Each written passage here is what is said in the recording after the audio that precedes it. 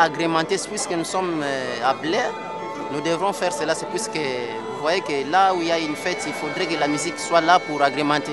49 ans après, le Congo aurait dû être en mesure de fournir des troupes aux Nations Unies pour aller maintenir la paix dans d'autres parties du monde. Malheureusement, nous sommes toujours restés demandeurs des troupes des Nations Unies. C'est parce que les menaces contre l'unité et l'intégrité territoriale de notre pays, ces menaces sont constantes. Nous nous réjouissons de ce que le soutien de l'ONU est aussi resté constant.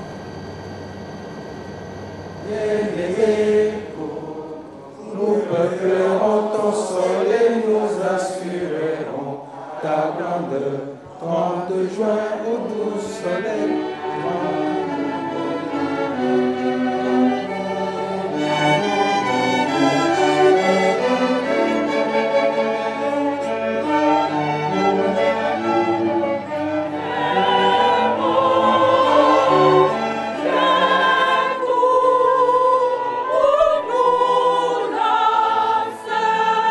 Le 24 octobre 2009, plus de 700 personnes se sont réunies au Palais du Peuple pour participer à une rencontre qui mettait ensemble musique, poésie, discours et surtout l'envie de s'écouter les uns les autres et de réfléchir ensemble sur la signification de la charte pour le Congo d'aujourd'hui.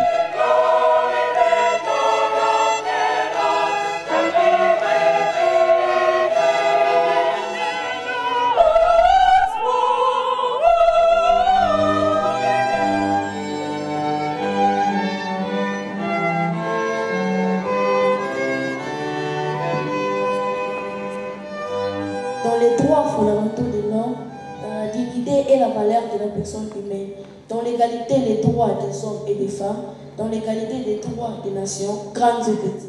La réalisation des principes de la charte dépend de l'engagement des peuples qui s'informent, qui s'expriment et qui travaillent ensemble.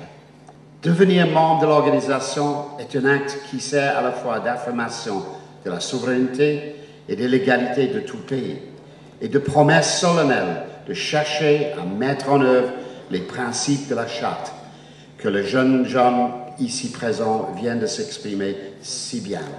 La présence en RDC d'une vingtaine d'organismes du système des Nations Unies représente un effort de la part du système onusien à soutenir les efforts que vous, les Congolais, entreprenez pour atteindre les objectifs de la charte.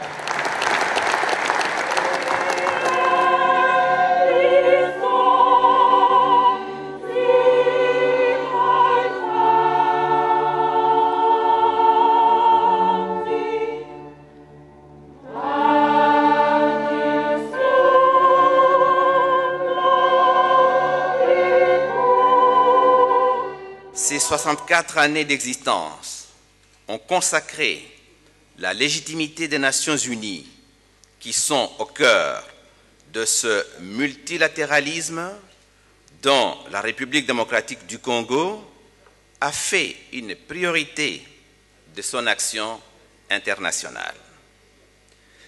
Cette journée est pour moi l'occasion de rendre hommage à l'œuvre accomplie et de rappeler les espoirs dont l'organisation est porteuse.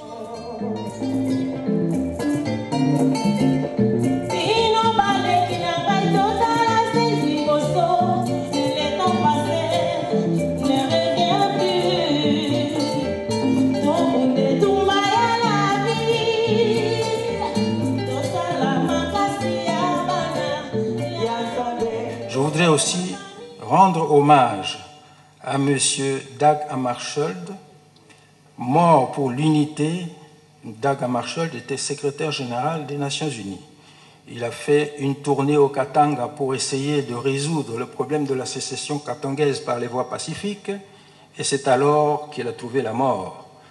Donc je dirais qu'il est aussi un héros national puisqu'il est mort pour l'unité et l'intégrité territoriale du Congo. Cette journée fut, comme il était prévu, une journée de réflexion sur les idéaux compris dans la Charte des Nations Unies et une rencontre fraternelle entre le personnel onusien et les représentants du peuple congolais.